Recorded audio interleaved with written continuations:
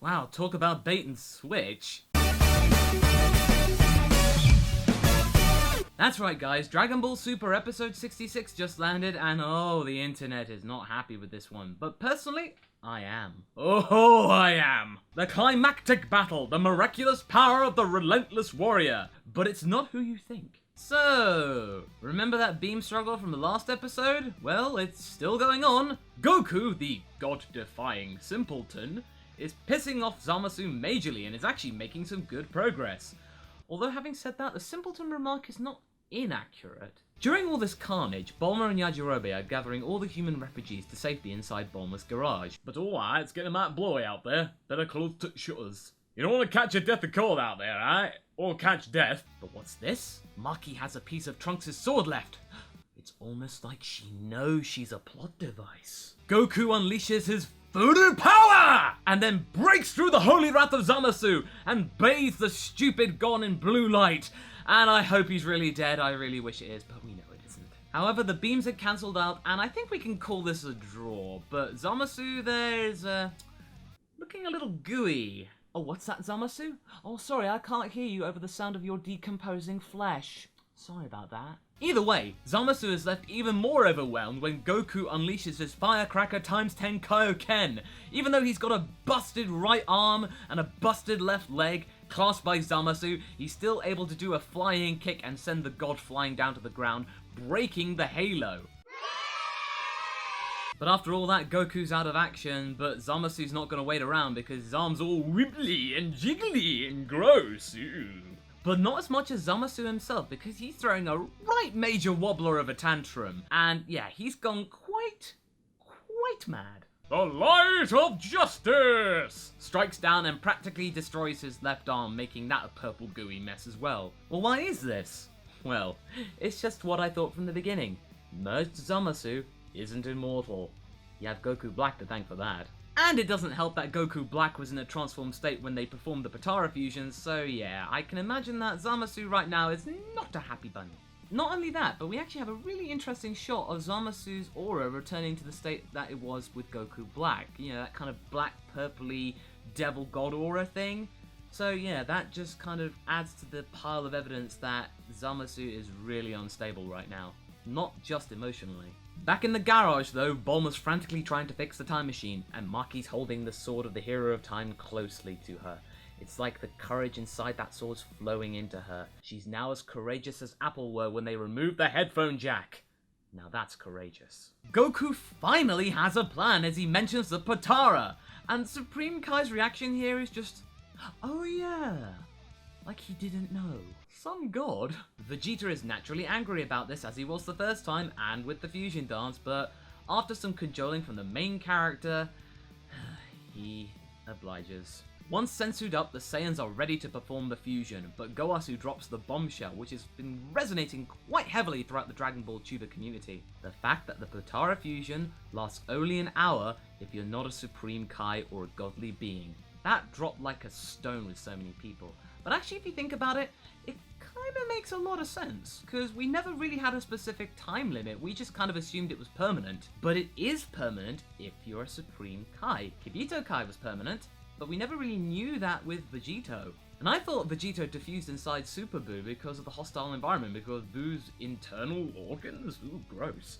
But no, it was the time limit, and probably there's going to be something to do with time limits and power. Super Vegeta was really immeasurably strong, so maybe that had an impact on the time limit, so they just defused because, just like the fusion dance, overexertion. Even though I like it, Vegeta still doesn't like it, so he needs more convincing through the power of facial expressions. Zamasu sees a glimmer, and then Vegito leaps up with a classic Yoshia!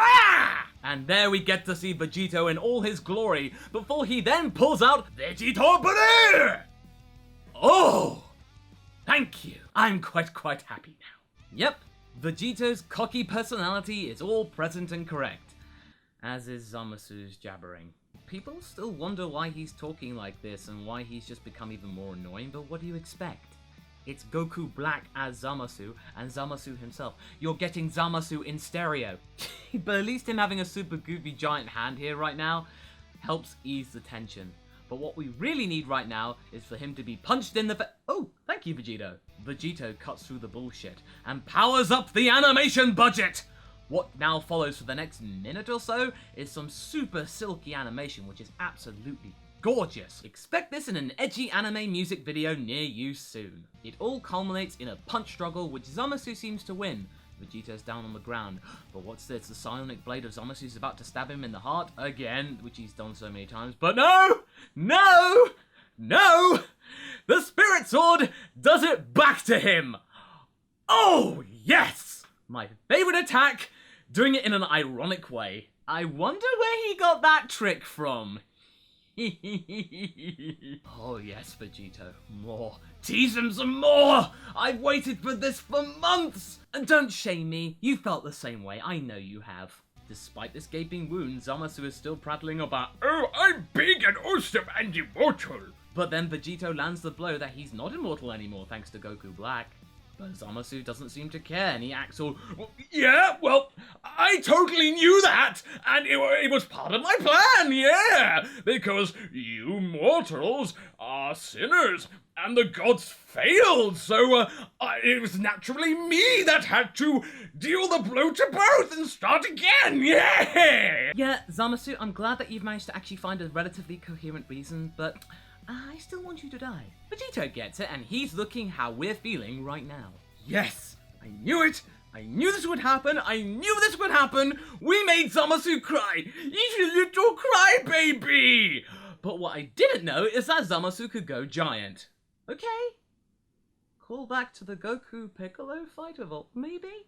Whatever the case, Goasu's confirming that Zamasu's mental state is starting to break down. Not just his big gooey arm and his gooey face. But what we really need right now is for Trunks to get a morale boost. And we get that through the power of a little girl and his sword, because that boy loves his sword. We want this, as do the children. The children! We then get a spirit sword. I guess Trunks' energy transposed itself into a sword. Well, it's not really that much of a surprise. They're key manipulators. They can just change their key into anything. I mean, we've seen with Vegito's Spirit Sword. It's not exactly something surprising or something they pulled out of their ass. The fight between Zamasu and Vegito continues, with Vegito landing a final Kamehameha, which has been lifted straight from the video game. It engulfs Zamasu, and then Vegito lands it with an instant Kamehameha punch, which is what I'm calling it right now. I'm pretty sure there's a real name for it, and that will come up in the fullness of time. But for now, I like the Kamehameha punch.